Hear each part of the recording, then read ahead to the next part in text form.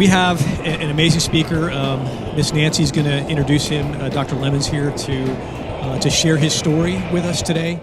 But as he is sharing his story, and as you're sitting there thinking about your own resiliency and your 4 dimensions of wellness, I want you to be thinking about where you are on a scale of 1 to 10. 1 being, I'm about to hurt myself, and 10 being, life is great, it could not get any better. So in your 4 dimensions of wellness, just overall, where are you on a 1 to 10? All right, I am very pleased to announce our guest speaker today is Dr. Robert Lemon. He's a renowned speaker, a film producer, an author, and a TV personality who has risen to prominence by delivering a high-energy message that inspires people to take responsibility for their lives and live up to their greatness. His profound presentations draw from his academic and professional achievements from the United States Air Force, corporate experience, and from the United States Postal Service, and as a CEO of Believe Your Dreams. He's author to Now Is Your Time and co-author to the best-selling book, Multiple Streams of Inspiration, with Jack Canfield, author of Chicken Soup for the Soul. It is with great pleasure to introduce Dr. Robert Lemon. Good morning, everyone. Good morning. I do appreciate this opportunity, and thank you, Nancy, thank you, General Schaefer, and thank you at Edwards for inviting me, giving me the opportunity to share a portion of my story.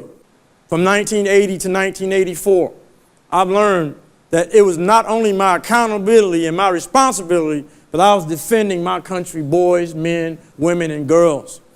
And in my community last week, I brought people from all across the country, about 500 people a night, so that they could entertain and speak to people who are paralyzed, people who are blind, people who are veterans, people in the community who are at risk, who don't earn $40,000 and $50,000 and $60,000 a year. Because what I understand is service is the price you pay for the space you occupy. As I spoke to Miss Nancy this morning, I told her, I said, Miss Nancy, I still grieve because I really don't understand what it's like not to have both parents. But I found in my grieving that my mother would want me to do what I'm doing here today. And not only what my dad and my mother wanted, I think the Creator is pleased with what I'm doing here today. I shared with her. In creating my book, I wrote the book in 2011. Organizations are purchasing the book, colleges, community.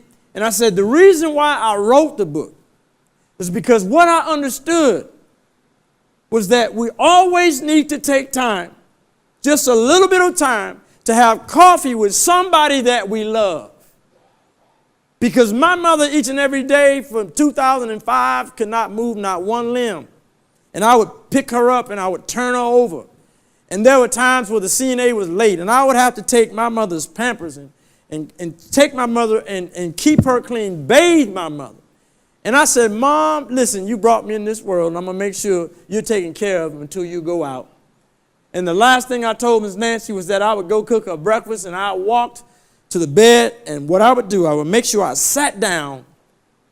And I told my mom, here's your coffee, because when I made that hot cup of coffee, I couldn't get up and walk away. It's too hot to drink right away. And the aroma of that coffee, hazelnut, gave us time to have conversation. Being resilient is not just about me, but Mom, how are you doing today?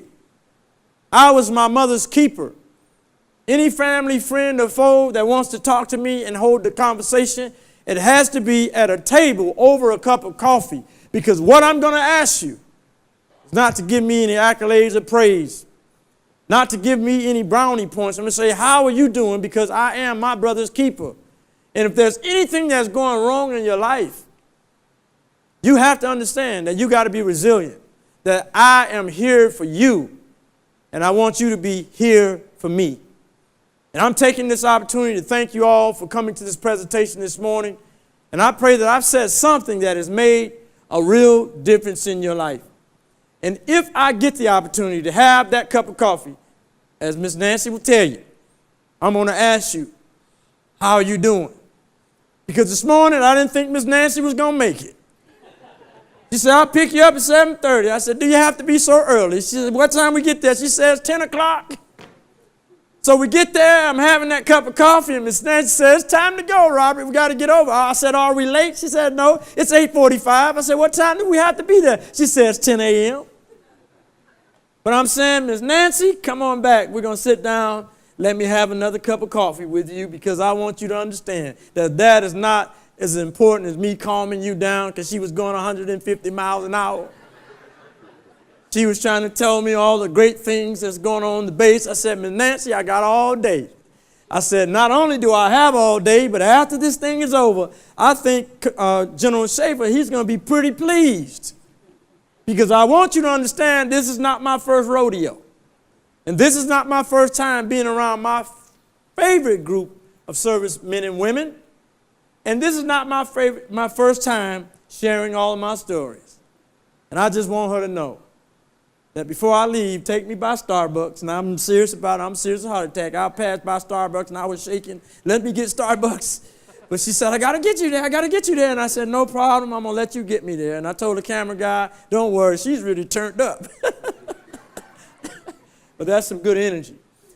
See, it's not how did he die or how did she live. Now, what did he gain or what did she give? These are the measures to measure the worth of a man or a woman regardless of birth. Now, what was your station? Or how is your heart? But how are you going to play your God-given part? And let me mention, thank you for serving your country, John. Appreciate that.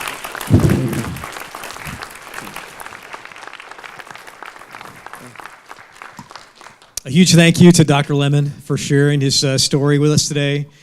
It always has me reflect when I listen to motivational speakers that really, despite where you start out in life, when you have goals and people that help hold you accountable, you can reach literally any height, anything that you want to do, especially living in this great country. And the tie-in for me today, as I look out at this amazing crowd, is that by serving your country, by being part of this special team that gets to serve your nation, you're empowering Dr. Lemon to achieve his dreams. So he served and got to go on further, but the folks that will never get to thank you that are across this nation, he gets to represent, because right now your service empowers them to be able to achieve their dreams. And that's what living in a free country is all about. Thank you, guys. Thanks for all you do. God bless the Test Wing. God bless the United States of America. Thank you. Thank you, sir. We just had Dr. Lemon, Robert Lemon, speak at our Wingman Day here at Edwards Air Force Base, and he was fabulous. He rocked the house.